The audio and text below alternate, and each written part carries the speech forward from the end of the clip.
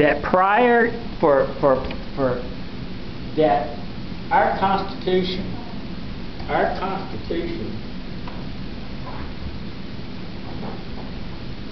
was written by preachers. The principles of our Constitution was written by preachers. And preachers would preach prior to an election the principles of the Constitution. This preacher has obtained hundreds and hundreds of sermons preached in the 1600s by preachers, and they preached once a year who to vote for and how to vote and who to vote for based on biblical principles. Preachers were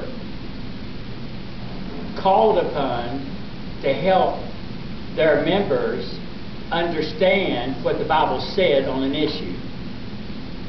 Any issue that the general public brought up, the people in the church wanted to know a biblical answer. What does the Bible say? Before I vote, I want to know what the Bible says about this issue.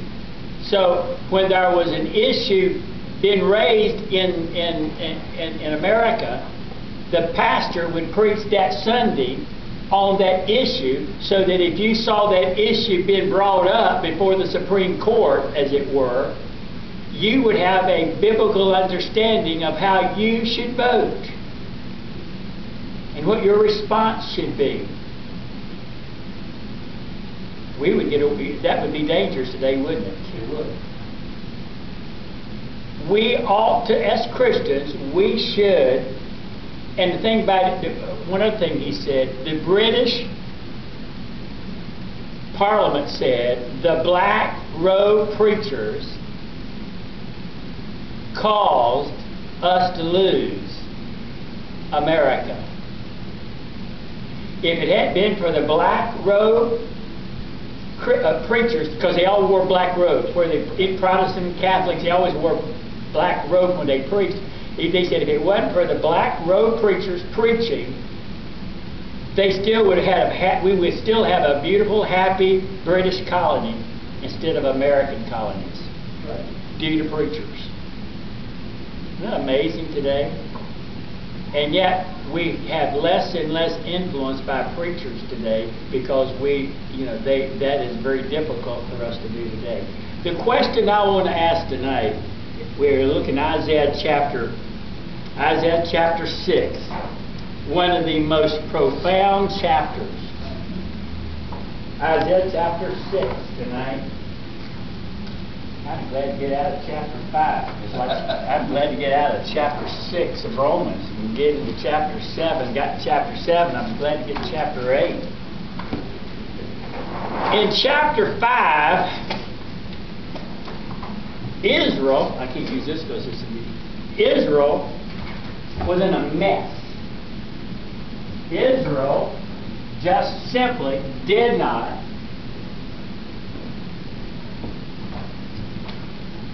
do anything that pleased God. And judgment was coming down pretty quick. My question tonight is, and I think it's on your sheet, what kind of person is God looking for today? We're in chapter 6.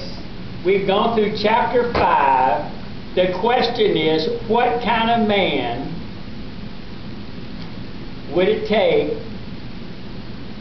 What kind of man is God looking for in a world that they were in those days? So my question is today, what kind of man is God looking for in such a time that we're living now? What kind of man is God looking for to be His spokesman in the wicked world that we saw in chapter 5 of Isaiah. Do I have a mark there? Do I have a line? A space? So the question is, if I were to ask you, what would you write down? What kind of man does God look for that He's going to call to go to the people of Israel to present His Word? Today we might ask the same question. What kind of man or person is God looking for to be His spokesman? I think it's essential for us. What kind of person does God want you to be in this church in order for you to be God's spokesman for this church? When you go out from this church, what kind of person does God want you to be so you'll be effective? Clever? I think so. Gifted? It's good, but not necessarily. Intellectual? Well, it's good to be clever. It's good to be gifted. It's good to be intellectual. Hardworking? All those are good, but a secular person could have all of those. And you can have all of those in the church and still not be spiritual. We need people in our church like that. That's true, but that's not the person that God is looking for. We're going to look then at chapter 6, and let's see what kind of person God is looking for. And we find it in Isaiah chapter 6. We will start with, how many verses is in chapter 6? 13. Frankie, if you'll start, read a verse, and we'll read around. If you don't mind, please.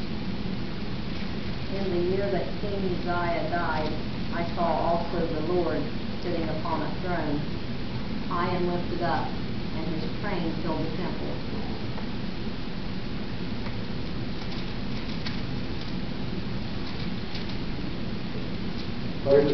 There's seraphim. Each one had 6 wings. With twain He covered His face.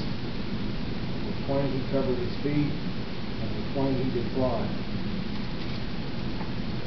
And one cried to another and said, Holy, holy, holy is the Lord of hosts. The whole earth is full of His glory. And the post of the door moved at the voice of Him that cried, and the house was filled with smoke.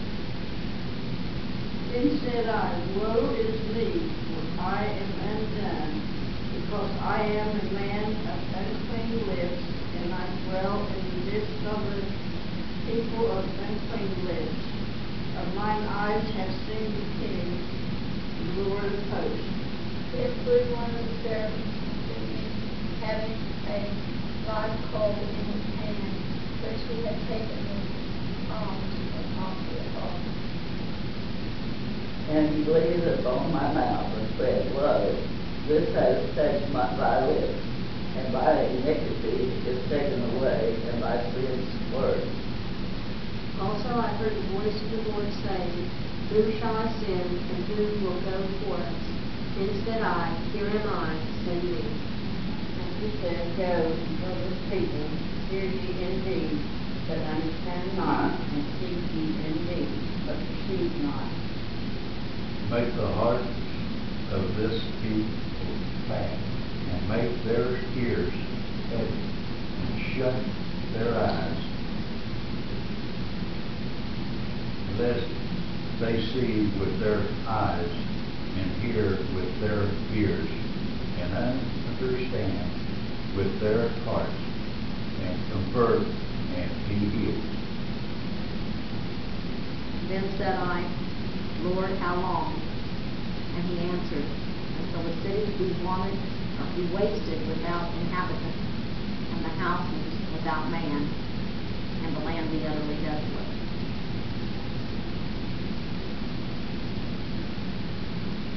And the Lord hath removed men far away, and will be a great forsaking in the midst of the land. But yet a tenth will be in it, and will return and be from the city, as the arrogant tree, or as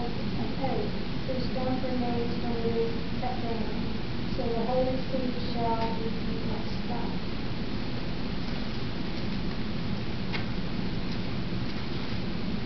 The year King Uzziah died. As the kings went in those days, 740 BC, 52 years as king.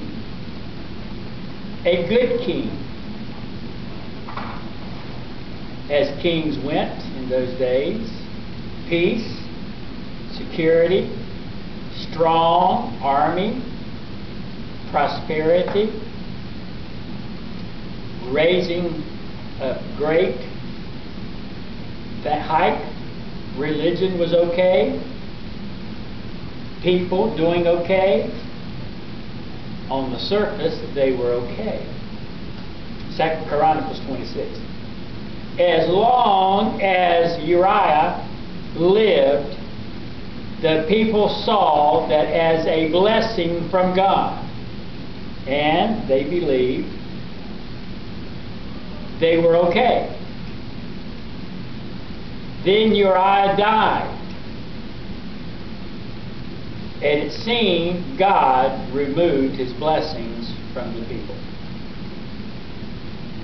They never saw the reality of their sins. They never came to grips with the fact that they were in sin, because they never saw the judgment of God fall.